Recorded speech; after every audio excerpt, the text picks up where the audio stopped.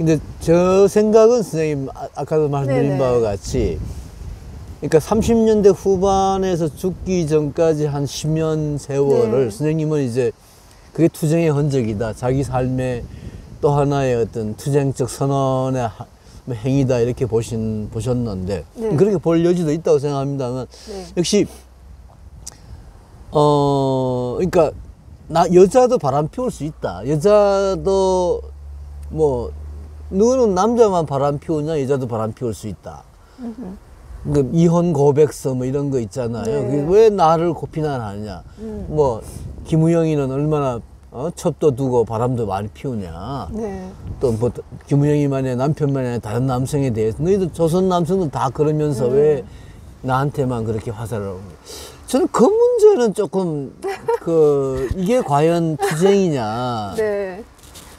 또 뭐 나중에 마지막에 뭐 좀 이렇게 돈을 벌기 위해서 글을 쓰는 경우에 뭐 예를 들어 전물 연구 뭐 그러니까 굉장히 그 당시 물론 30년대에 일본에서 유행한 것이기도 하지만 성적인 어떤 그런 뭐 키스의 여러 가지 방법이라든가 뭐 이런 식의 어떤 좀 봐서는 뭐 성해방적인 차원도 아니고 뭔가 좀 난잡한 뭐 이런 류의 제가 보기에는 뭐 꼭 그렇게 봐야 되느냐 문제도 있습니다만 그리고 아무튼 뭐 그림도 그리지 않고 그 뒤로 한 10여 년간은 뭐 글도 거의 안 쓰죠. 마지막 한 10여 년간은. 근데 안 실어줬겠죠. 실어줘. 안 실어줬을 안 실어줬다. 네. 사회적으로 매장이 되었기 때문에 그렇게 볼 수도 있겠네요. 근데 네. 그러니까 아무튼 20년대 후반에 들어가게 되면 어떤 나혜석의 사회의식이라 하기 대단히 좀 옅어지는 건 분명한 사실이고 그러니까 전체적으로 봐서 그러니까 선생님 말씀하시는 그런 어떤 개인주의자로서의 뭐 개인주의 특히 어떤 표현의 자유나 연애의 자유 이런 것을 자기 개인으로서의 여성 이런 측면에서 굉장히 충실한 삶을 살았지만 일제강점기라고 하는 엄혹한 시절을 살았던 여성들의 어떤 한 사람으로 본다면 네. 3.1운동에도 참여하고 의열단 활동도 도우고 여러 가지 20대 전반까지의 어떤 그런 빛나는 그런 나혜석의 20대, 30대 초반까지의 활동에 비한다면 30대 후반, 40대, 50대까지 좀 인생 후반기에서는 선생님이 말씀하시는 그것을 투쟁으로 그러니까 자기 결단으로 선택한 것이었기 때문에 사회적으로 매장당했다고 보기에는 그 삶이 너무 좀 안타까워요 저는. 그래서 왜 그렇게 자기가 20대 초반부터 네. 막 아주 강인하게 세계의 여성으로서 조선의 여성으로서 나를 따르라고 막 얘기를 하잖아요. 네. 이 강력하게 어떤 그 선지자, 예언자로서 또 선구자로서의 사명감을 가졌던 나혜석이 후반에 그런 어떤 자기 파멸적인 삶을 그걸 그렇게 자기 자신이 그렇게 의식했을까? 아니면 그렇게 의식하고 계속 그렇게 살았고 했는데도 그게 사회에서 그렇게 매장했기 때문에 그렇게 결국 슬프게 아프게 죽어갔을 뿐인가라는 뭐 어떻게 봐야 될 것인가 하는 건 조금 네. 다른 여러 가지 또 다른 가능성이 있는 이야기였는데 네. 저로서는 굉장히 좀 어떤 경우든 간에 네, 네. 안타깝고 네. 그 후반의 그 삶을 좀 역시 선구자로서의 삶으로 보기에는 너무 안타까운 그런 느낌을 받았습니다. 이제 나중에 예. 나혜석이 나혜석이 타협을 안 하는 게 저는 되게 신기하더라고요. 이제 이혼 후에 그 글들에 보면은 그러니까 민심에 더 위반되는, 더 반대되는, 예를 들어서 뭐 정조는 취미다 이런 얘기. 네네. 요즘 생각해도 굉장히 혁명적인 사고인데 네. 뭐 그런 발언을 하고, 그래서 사실은 여성 그 팬까지 다 없어졌거든요. 그런 말 해가지고. 그랬는데 또 신기한 게 그 최린과의 그런 연애, 그 최린을 사실 너무 믿은 게 잘못이죠. 그 사람 그렇게 그 괜찮은 사람이 아니었는데 나중에 이제 배신 당한 거잖아요. 예. 근데 거기에 대해서도 예. 이 후회를 안 하고 예. 그때로서 자기가 그 어떤 자기 자아의 어떤 발전, 진보의 선상이 있었다는 거예요. 그래서 그거 어쩔 수 없었다 라는 식으로 얘기를 하고, 그러니까 나혜석의 이제 전반적인 그 사고의 축이 자기는 인간은 어떻게 살아야 되나, 어떤 것이 사람다운 삶인가, 또 뭐 그런 거 생각했다 그러고, 또 남녀 간에는 어떻게 평화롭게 살아야 되나, 또 뭐 여성의 지위는 뭔가, 또 하나는 그림이란 뭔가, 이거 네 가지 고민을 풀기 위해서 여행 갔다고 초반에 여행기 제일 처음에 그렇게 쓰거든요. 그리고 자기가 여행 가는 것은 자기를 위해서, 그리고 자기 자식을 위해서, 그러니까 자기 혼자를 위해서 그렇게 인생을 산 게 아니고 어떤 인류를 위해서, 꼭 여성도 아니고, 뭐 물론 그 안에 여성의 부분이 크지만 그렇게 그 인류의 한 일원으로서의 자기 삶을 산다는 자각이 있었던 것 같아요. 그렇죠. 그런 의식적인 있었습니다. 생각이. 그러다 보니까 이 자아의 진보라는 관점에서 자기 삶을 계속 진도를 나간 거예요. 한 발짝 한 발짝. 그러니까 그것이 자기한테 결과적으로 그 어떤 가난과 여러 가지 뭐 건강도 안 좋아지고 이런 것들 다 몰아왔는데도 불구하고 그 진도를 계속 나간다는 거. 자기는 그게 자기 삶의 발전이라고 생각했고, 그것이 남을 위한, 그 후세를 위한 기여라고 저는 생각했던 것 같아요. 그런 것 같아요. 사명감, 네. 그런 삶을 자기 나름으로는 누군가는 먼저 살아줘야 된다. 그렇게 살아야 된다. 사명감을 가지고 그렇게 살았다. 네. 근데 선생님, 정조는 취미다 이런 이야기를, 그런 명제를 지키기 위해서 그렇게 산다는 건 너무 좀 안타깝지 않나요? 그거는 이제 그 후반에 사람들이 너무 비난하고 이렇게 하니까 예. 그 사고가 그렇게. 점점 발전한 것 같아요. 예. 그래서 이제 거기까지 이르러서 이거는 남자 여자 다 똑같은 거다. 그래서 우리가 이제 서구처럼 좀 더 그 뭐 거기 보면은 정조는 도덕도 아니고 법률도 아니고 취미다. 이 취미라는 말은 상당히 예술적인 표현인데 인간의 어떤 자연스러운 그런 거에 맡겨야 된다. 뭐 이런 거거든요. 그렇죠. 예. 이제 그런 인식에까지 자기가 이제 서서히 도달을 하면서 그런 그 인간 해방 그런 측면에서 이제 그런 발언을 하고 그랬던 건데, 그런 것 때문에 이제 그 매장이 된 거죠. 지금 얘기해도 매장될 판인데 그렇죠. 그 시대에 오죽했겠어요. 매장되죠. 예. 그래서 그렇지만 그 이후의 삶은 사실은 기록이 없어서 진짜 자포자기하고 그렇게 그 뭐라 그래야 되죠?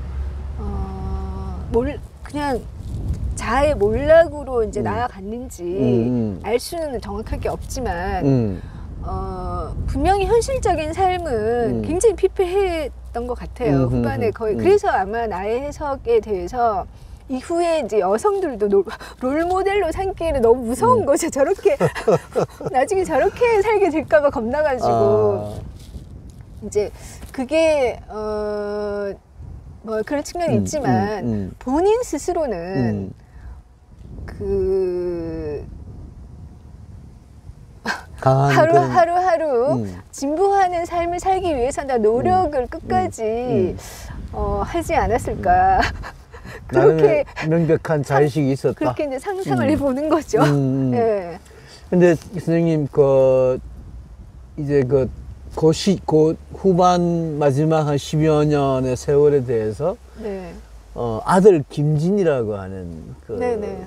법학자, 법학 교수가 있는데 네. 서울대 교수를 하기도 하고 네. 미국에서 교수를 하다가 얼마 전에 돌아가셨죠. 그 양반이 남긴 그 어머니에 대한 회고록 같은 게 있는 것. 그걸 제가 이번에 읽어봤어요. 네. 그때는 그 길이 왜 그리 좁았던 거 하는 뭐 그거예요. 그런 네네. 제목이죠. 근데 그 이제 이 사람이 어렸을 때 네. 뭐 어머니가 찾아오는 것을 굉장히 좀 집안에서 뭐 네. 아버지는 물론이거든요. 네. 근데 아들도 굉장히 싫어했다. 자기가 어머니를 그렇게 만나기 싫어했다라고 네. 얘기를 하고 뭐 아직까지도 어머니에 대해서 제대로 뭐 이해를 못한다. 뭐 이런 식의 이야기가 그 책에 있더라고요. 그래서 근데 그 물론 뭐 이 아들, 딸, 뭐 딸도 이제 그 어머니가 돌아가실 무렵에 유학을 가서 미국에서 대부분 다 미국에서 사는가 보죠. 제일 큰 딸.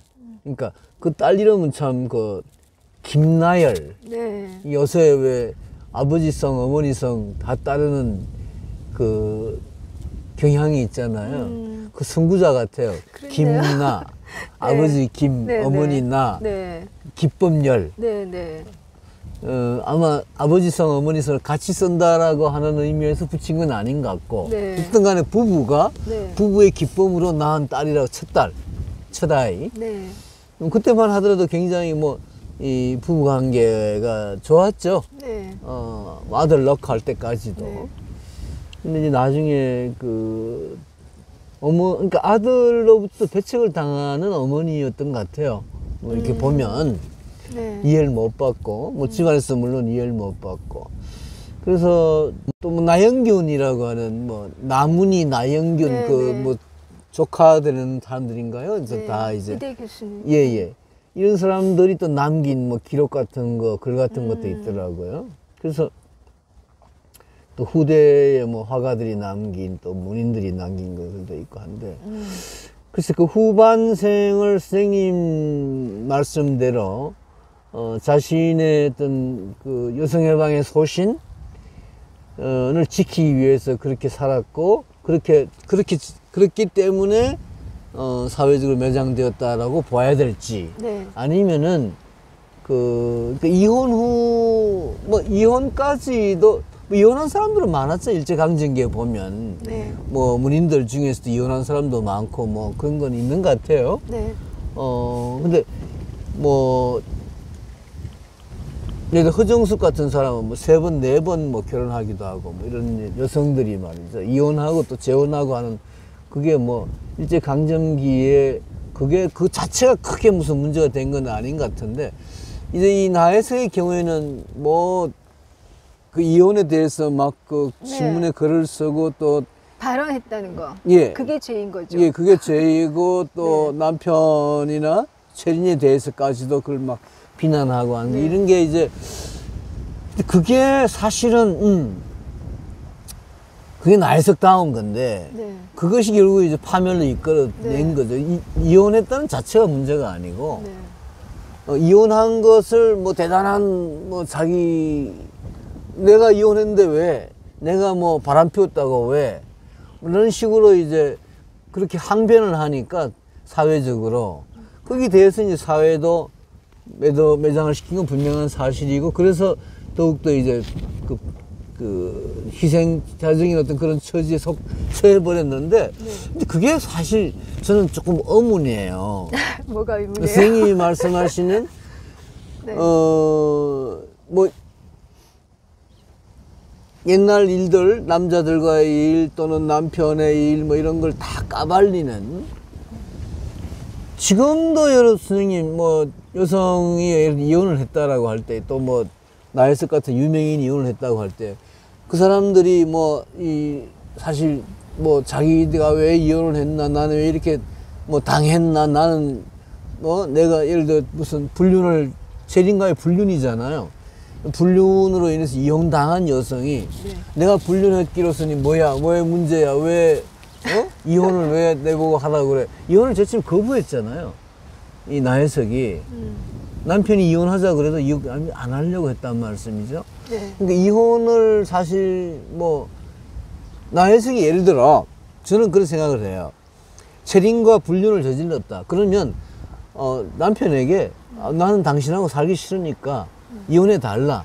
이렇게 요청을 해가지고 이혼을 했다면 나는 좀 더 나혜석이 당당할 수 있지 않나 생각을 해요. 근데 남편이 이혼을 요구를 했고, 그 이혼을 거부했고, 상당히 오랜 기간 동안 이혼을 안 하다가 이제 이혼을 하게 되죠. 근데 이혼하고 난 뒤에 또 체린하고 이미 관계는 이미 끝난 상태잖아요. 체린에게 뭐 돈을 요구를 하고 뭐 하면서 그런 어떤 일들. 난 그게 너무 좀 안타깝다는 생각이 드는 거죠. 왜 그렇게 하나.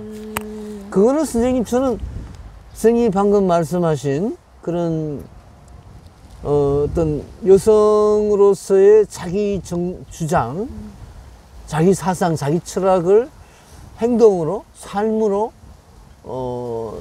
계속 이어나갔다. 당당하게. 그렇게 보기보다는 뭔가 좀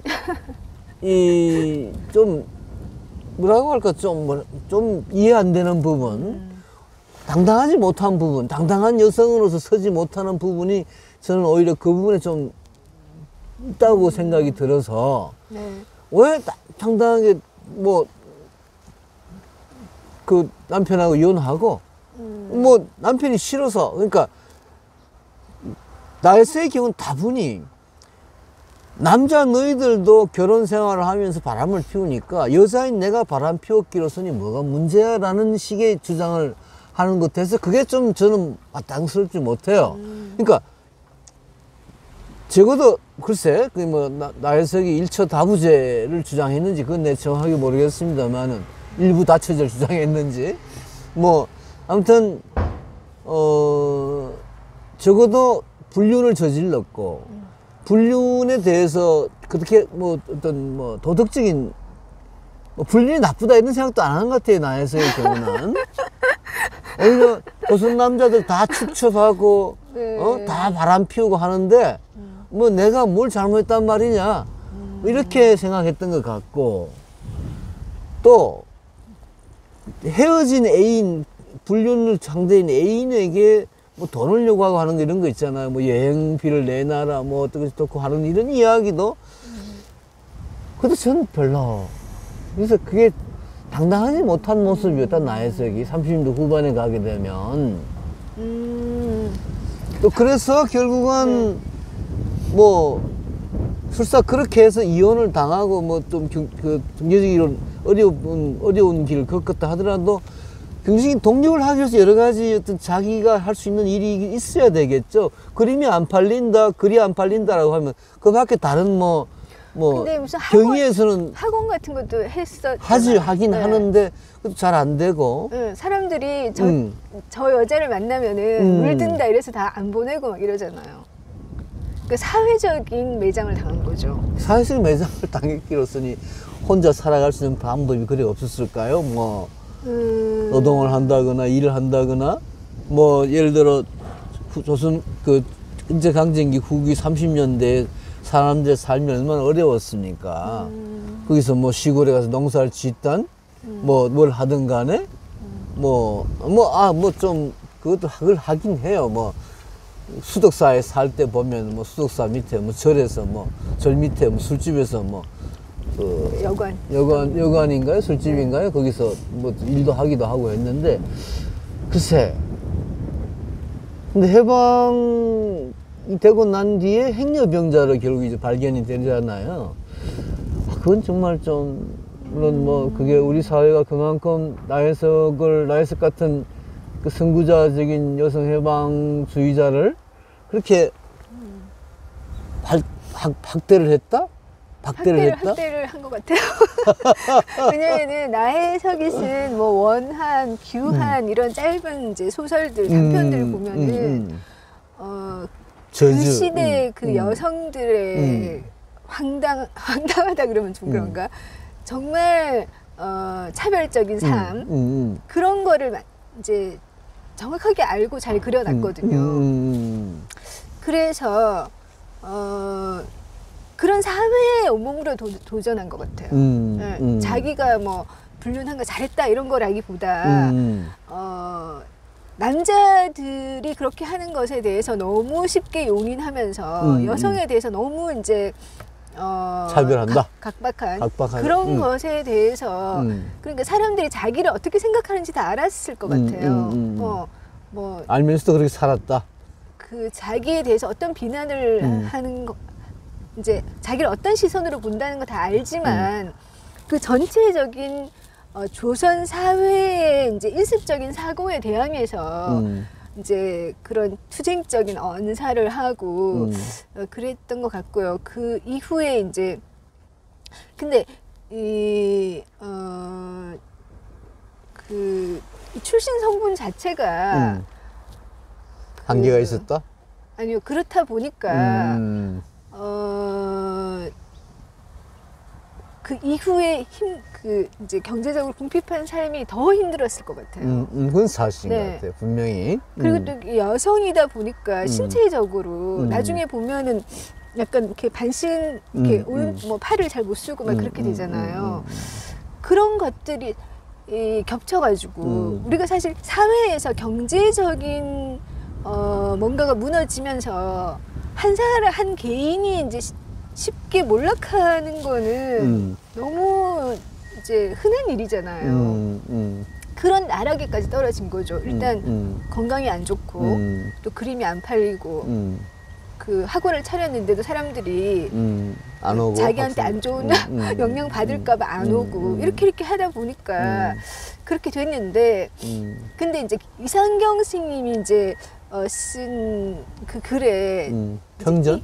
평전 비슷한 거죠. 그걸 다는 안 받고 제가 끝에 그 부분만 좀 봤는데 이런 얘기가 있더라고요. 48년이 돼서 반민특위가 생기잖아요. 네네. 그래서 나혜석에게 영향을 주고 관련이 있었던 몇몇 남자들, 김우영, 뭐 최린, 이광수, 염상섭은 좀 예외고 이 사람들이 다 반민특위의 법정에 섰어요. 다 친일을 한 거예요. 맞습니다. 김우영도 이혼하고 나서 친일의 길을 걸어서 이제 다시 부를 회복하고 그랬거든요. 이혼 전에도 친일했죠. 뭐 그 영사로 부영사로 네, 근무했고 하기는 했는데 그 이후에 더 적극적으로 더 한 것 같아요. 적극적으로 했죠. 네. 예. 그렇게 해서 최린도 그렇고 네. 이광수도 그렇고 그렇게 한 것에 비해서 이제 어쨌든 나혜석은 친일을 안 한 거죠.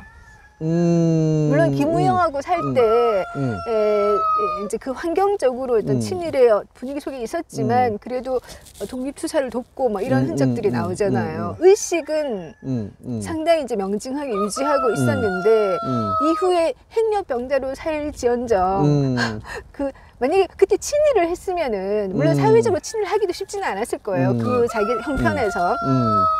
그렇지만 그런 길로 갔으면 조금 더 다른 글 쓰는 사람이니까 친일적인 글도 충분히 가능하잖아요. 또 다른 길을 모색했을 수도 있는데 그 길을 안 걸었다는 거. 그래서 그런 것도 또 인정해야 될 것 같아요. 네네네. 그 남자들보다 훨씬 나았다는 거죠.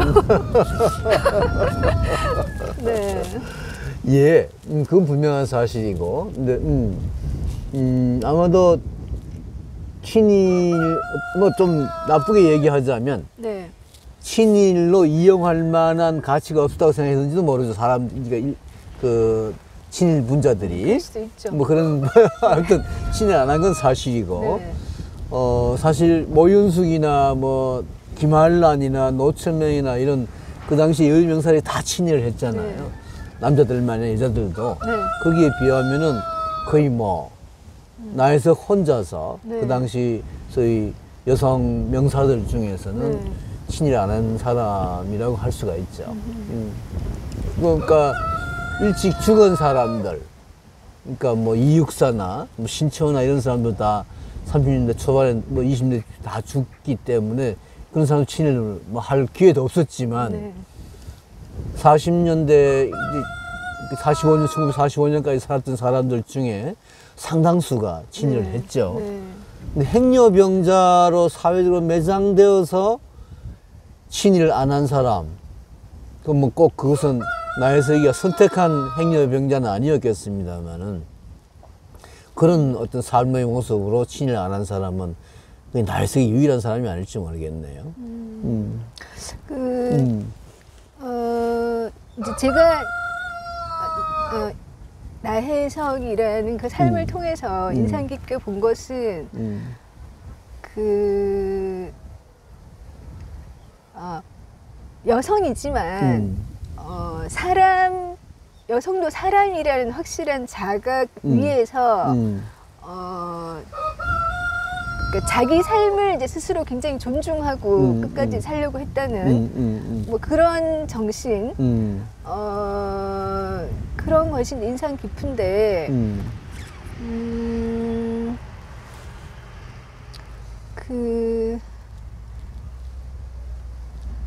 지금도 사실은 나혜석이 있을 것 같아요. 우리 주변에. 네, 똑같은 사회적인 매장을 당해가면서 너무 앞서가서 네, 이제 그런 사람들에게 이렇게 다른 시선을 우리가 줄 수 있는 거, 그게 우리가 나혜석을 보고 뭔가 새롭게 각성할 수 있는 부분인 것 같고요. 그 나혜석이 그러면 어떻게 그렇게 앞선 삶을, 성각자로서의 삶을 살 수 있었는가 하는 것에 대해서 좀 생각하게 되더라고요. 물론 그 저기 가서, 일본에 가서 그런 근대 계몽주의 교육을 받고 이제 그런 것도 있고, 또 뭐 기독교인이다 보니까 기본적으로 인간은 다 평등하다, 이런 사고가 상당히 일찍 자리 잡은 거, 이제 그런 것도 있고, 또 가정 환경이 아버지가 좀 그렇기는 해도 비교적 그 여성을 뭐 교육이나 이런 측면에서 기회를 줄 수 있는 환경에서 태어난 거, 사실 여성 평등 이런 것은 가정 환경에서 많이 어렸을 때 형성이 많이 되는 것 같아요. 어렸을 때 존중받고 이제 그런 환경에서 자라면은 그 자존감이 끝까지 가는 거죠. 그래서 이제 그런 것도 나혜석이 그런 삶을 살 수 있는데 이제 기여를 했던 것 같다는 생각도 들고요. 경위 소설을 보면 이제 어머니와 오빠. 네네. 예. 네. 실제로 그 어머니도 그랬을 뿐만 아니라 어머니가 돌아가실 때 굉장히 안타까워했죠. 네. 그리고 오빠 몇 명 있었지만 그 중에 나경석. 네. 우리나라 아나키즘의 선구자죠. 네. 최초의 아나키스트라 해도 과언이 아닌 사람이고, 또 나혜석 그 삶에도 그러니까 그 개인의 자유, 네. 그러니까 여성의 자유만이 아니라 개인의 자유. 아까 선생님 여성보다, 여성이라기보다도 인간의 어떤 인간 해방을 주장했다고 말씀하셨는데, 여성의 자유, 인간의 자유, 개성의 자유. 네. 그게 이제 계급의 자유 이런 건 아닌데, 솔직히 말씀드려서 어떤 개인의 자유, 뭐 사랑을 포함해서 예술 표현을 포함해서 어떤 그런 보다 어떤 집단과는 좀 거리가 있는, 뭐 집단이나 계급이나 사회와는 거리가 있지만은 개인의 자유, 개인이 가장 중요하다. 네. 아나키스트의 동생이라서. 아나키스트 동생이라는 측면도 있겠지만, 네. 우리가 염상섭 이야기 할 때도 네. 마찬가지였습니다만, 저는 염상섭이 이제 해바라기라고 하는 또 그 나혜석에 대한 소설도 쓰고, 염상섭하고도 상당히 가까웠죠. 뭐 염상섭이 좋아했다는 이야기도 있고 한데, 아무튼 1910년대 20년대에 뭐 세계적으로 유행을 했고, 또 일본을 통해서 그 당시 어떤 그런 막스 트리너 같은, 또는 프리드리히 니체 같은 이런 개인의 존중, 개인의 어떤 존엄성을 추구하는 그런 개인주의적 아나키즘의 한 전형을 나혜석도 보여주는 것 같아요. 그렇죠. 나혜석이 뭐 오빠와는 달리 그 아나키즘 같은 얘기는 별로 하진 않아요. 또 아나키스트 여성들, 뭐 엠마 골드만 같은 여성들이 그 당시에 아나키스트 여성들이 있었는데, 별로 그렇게 그렇게 느끼지 않고, 엘렌 케이 이야기는 어디서 하는 것더라고요. 뭐 메리 울스턴크래프트도 얘기하고. 예, 그렇죠. 근데 좀 아나키스트라고 하는 의식을 갖고 있지는 않지만 분명히, 그러나 그런 면모는 분명히 보여주고 있고, 그 세이토 같은 일본 그 잡지, 우리가 청답이라고 쓰는 그 잡지의 어떤 그 여류 문학가들의 영향도 없잖아 있었던 것 같고 해서 물론 이게 그 뭐 사회적인 의식을 가져야 되느냐 말아야 되느냐 그게 꼭 중요한 건 아니에요. 그러나 뭐 여러 가지 한계가 있는 거죠. 뭐 개인적인 어떤 자기 주장, 자기 확신, 자기 성찰에 집중하는 경우도 있는 것이고, 또 그것이 오히려 굉장히 중요한 역할도 하는데, 나에서는 이제 그렇게 말하자면 자기 해방, 네. 개인 해방, 이런 점에서 여성이기 때문에 그 이제 그런 해방을 위해서 보다 항변하는, 보다 더 강고한 가부장 질서에 저항하는 그런 삶을 사는 것도 분명한 사실이고, 그래서 충분히 인정을 해야 되겠죠. 네. 제가 이제 같은 여성으로서 이제 총체적으로 나이석의 삶을 다 이렇게 보고 결론적으로 생각 드는 건 그런 거였어요. 교수님이 말씀하신 그런 어떤 그 개인의 자아의 확립, 개성의 해방 이런 측면 물론 충분히 있고, 근데 역시나 우리가 그때 솔릿을 얘기할 때 얘기했던 것처럼 그때는 공적 자아라는 얘기를 했었는데, 나이석 경우 이제 사회적 자아, 그 역시나 여성도 그 사회적 자아가 성취될 때, 그 가장 만족할 수 있다는 거예요. 그러니까 나해석은 평생 동안 아주 그 젊어서부터 형성돼가지고 평생 동안 그 단독자로서 살면서도 그 인류를 품고 살았다고 해야 되나요?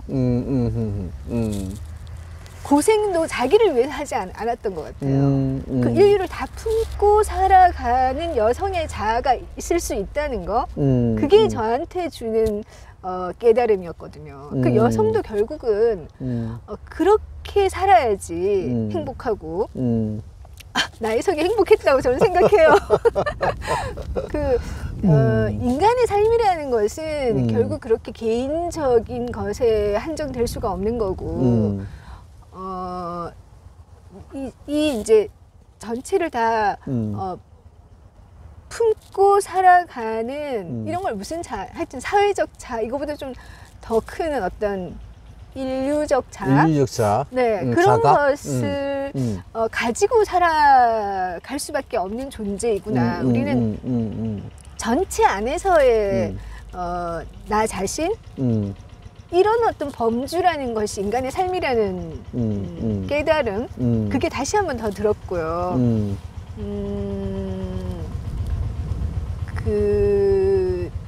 그러니까 자기 어떤 자아에 머물러 있는 삶이라는 거는 성숙하지 못하는 거죠. 그 어린 아이에 계속 머물러 있는 거고, 우리가 태어나서 어른이 되고 한 인간으로서 자라간다는 것은 그 인류적 개인으로서의 삶을 확대해 나가는 과정, 그 과정을 이제 밟아야 되는 것 같고요. 그 안에서 진정한 이제 자유를 이제 누릴 수 있는 것이 인간이고 또한 여성인 것 같아요. 네. 선생님 결론. 네. 저도 선생님 말씀에 동의하는데, 근데 그 사회적 자아가 사회의식, 네. 그러니까 나에서의 경우에 20년대 후반까지 보여주었던, 네. 또 세계여행하면서도 뭐 예를 들어 영국 같은 데서 뭐 여성 민권 운동가들을 만나고, 네, 네. 또 프랑스 같은 데서 이렇게 사용을 하면서 이 집안에서의 남녀 평등 뭐 이런 거 생활하는 걸 보면서 그런 걸 그 여행기에 대단히 상세하게 기록을 하면서 그런 걸 희망하는, 우리 사회, 조선 사회도 그렇게 변해야 된다라고 얘기하는 그런 뭔가 좀 생활의 측면. 그러니까 분명히 이 점은 있는 것 같아요. 나혜석의 경이라는 소설이 여성을 추상적으로 뭐 여성 해방이니 뭐 여성의 지위니 이렇게 얘기하는 네. 이광수 같은 경우에는 좀 그런 측면이 없잖아 있죠.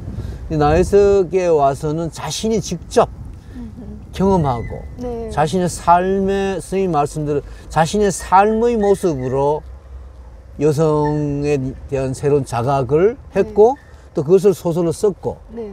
그러니까 이 소설이 굉장히 구체적인 소설이죠. 네. 자기 삶의 반면이기 네. 때문에 어떤 의미에서 리얼리즘이에요. 네. 네. 무슨 낭만주의도 아니고 네.